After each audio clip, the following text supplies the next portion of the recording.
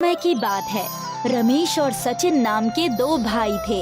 रमेश छोटा था और सचिन बड़ा। छोटा भाई रमेश जितना खुश दिल, दानी और दयालु था, तो बड़ा भाई सचिन उतना ही दुखी रहने वाला, कंजूस और कठोर था। छोटे भाई रमेश की 1 वर्ष पहले ही शादी हुई थी। वो और उसकी पत्नी वीना एक दूसरे से बहुत प्यार करते थे। रमेश मेहनत से कमाता था तो उसकी पत्नी वीना घर को बहुत अच्छे से संभालती थी। वैसे तो रमेश शाम 7 बजे तक घर लौट आता था, लेकिन एक दिन वो रात के 9 बजे तक घर नहीं लौटा। वीना ने रमेश का फोन मिलाया तो उसका फोन भी स्विच ऑफ जा रहा था। वीना बहुत चिंतित हुई। वो अपने जेठ यानी रमेश के बड़े भाई सचिन के पास मदद के लिए जाने ही वाली थी कि तभी उसे रमेश आता हुआ दिखाई दिया। क्या हुआ जी?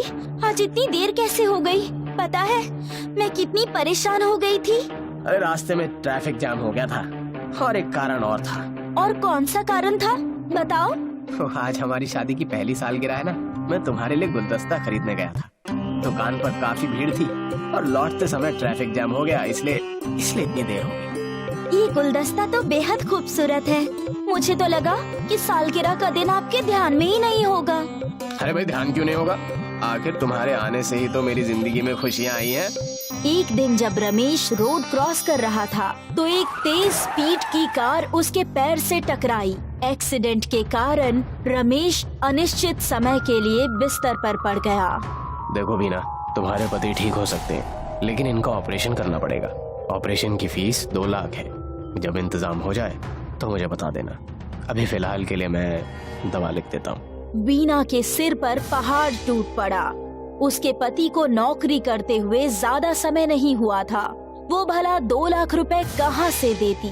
मेरे पास तो सिर्फ 50,000 का इंतजाम है। वीना मदद मांगने रमेश के बड़े भाई सचिन के पास पहुंची। भाई साहब, अगर आपसे कुछ मदद मिल जाती तो उनका ऑपरेशन हो जाता। थोड़ी मदद कर दीजिए, मैं आपका एहसान कभी नहीं भूलूंगी। अरे भाई, मेरा सारा पैसा फ्लैट बनाने में लग गया। मैं तुम्हारी कोई मदद नहीं कर सकता। तुम लोगों को अपना खर्चा हाथ रोक कर करना चाहिए था ना। मैंने सुना है रमेश तुम्हारे लिए रबड़ी और गुलदस्ते ला कर देता था। अब इस तरह खर्चे बढ़ाओगी तो कैसे होगा, बताओ। वो समझ गई कि उसे सचिन से मदद मिलने वाली नहीं है। वीना ने अपने भाई से मदद मांगी। वीना के भाई ने 50,000 की मदद की। इस तरह उसके पास 1 लाख रुपए इकट्ठा हो गए। अब 1 लाख और कहाँ से लाऊं? जब वीना के दिमाग ने काम नहीं किया तो बेचारी सड़क पर भीख मांगने लगी। मेरे पति का ऑपरेशन होना है, भाई साहब आपसे जितनी मदद हो सके कर दीजिए।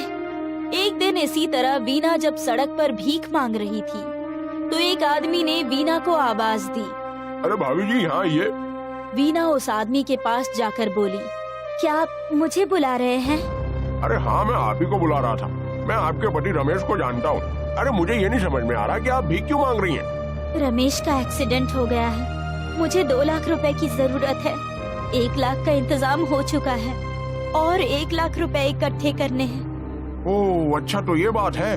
मैं आपको पैसे तो नहीं दे सकता, लेकिन मेरे पास कुछ है जिससे आपको मदद मिल जाएगी। आइए मेरे साथ आइए। अनजान आदमी वीना को गुलदस्तों की एक दुकान पर ले गया। आप यहीं रुके, मैं अभी आता हूँ। हाँ? वीना कुछ देर शोकेस में लगे हुए सुंदर गुलदस्तों को निहारती रही।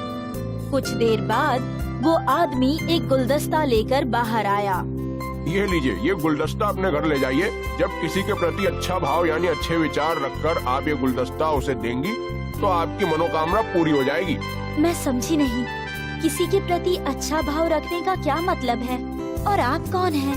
अरे अच्छे भाव रखने का मतलब है किसी के बारे में बुरा सोचे बिना खुश होकर अगर आप ये गुलदस्ता उसे देंगी तो आपकी मनोकामना पूरी होगी।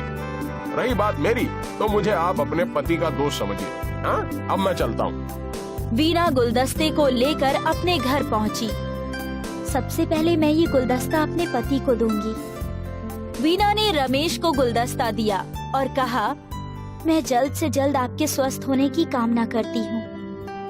जैसे ही रमेश ने गुलदस्ता अपने हाथ में पकड़ा, उसका पूरा शरीर पूरी तरह से स्वस्थ हो गया। रमेश बिस्तर से उठकर चलने लगा। ये तो चमत्कार हो गया। मैं एकदम फिट महसूस कर रहा हूँ। क्या इन फूलों में जादू है क्या? हाँ, आपने ठीक समझा। ये फूल मुझे एक अजनबी ने दिए थे, जो खुद को आपका दोस्त बता रहे थे। उन्होंने कहा कि अगर मैं किसी के प्रति अच्छा भाव यानी अच्छे विचार से रखकर ये गुलदस्ता उसे देती हूँ, तो मेरी मनोकामना पूरी होगी। रमेश का भाई सचिन उस समय रमेश से मिलने आ रहा था। उसने दरवाजे पर वीना और रमेश की सारी बातें सुन ली। अरे ये गुलदस्ता अगर मुझे मिल जाए तो मजा आ जाए भाई।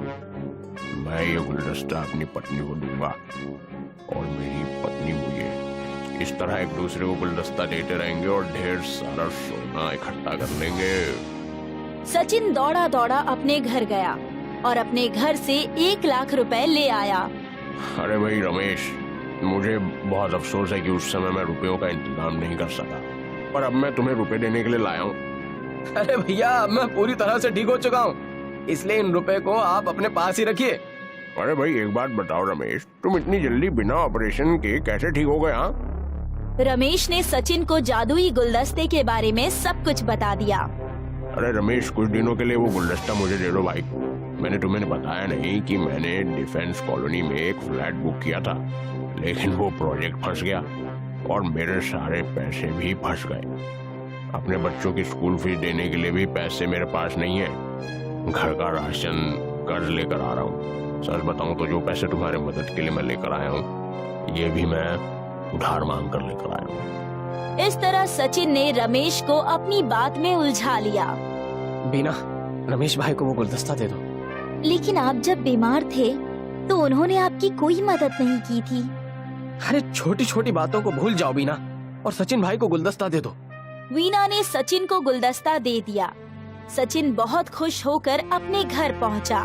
वो अपनी पत्नी को गुलदस्ता देते हुए बोला, अरे मुझे 10 किलो सोना चाहिए। ये क्या बक रहे हो? सचिन सोना पाने के चक्कर में जादुई गुलदस्ते का सही तरह से उपयोग करना ही भूल गया था। उसने अपने स्वार्थ का ध्यान रखा और अपने मन में दूसरे के लिए अच्छा भाव रखना ही भूल गया। गुलदस्ते से आवाज आई, तुम्हें सोना नहीं मिलेगा, तुमने स्वार्थ दिखाया, इसलिए तुम्हें दंड मिलेगा। देखते ही देखते सचिन एक गधे में बदल गया।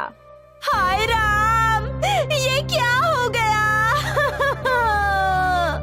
सचिन की पत्नी जादुई गुलदस्ता लेकर रमेश के घर पहुंची।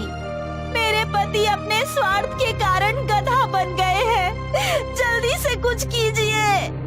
अपने मन में अच्छे विचार रखकर आप ये गुलदस्ता मुझे दे दो। सचिन की पत्नी ने रमेश को गुलदस्ता देते हुए आशीर्वाद दिया, हमेशा खुश रहो। ऐसा कहते ही सचिन गधे से वापस इंसान बन गया। रमेश और बीना, तुम ये गुलदस्ता अपने पास ही रखो भाई, मुझे अपनी करने का फल मिल गया है। वीना को आज तक पता नहीं लगा कि आखिर वो अजनबी आदमी कौन था जिसने उसे जादुई गुलदस्ता दिया, क्योंकि वो आदमी फिर कभी दिखाई नहीं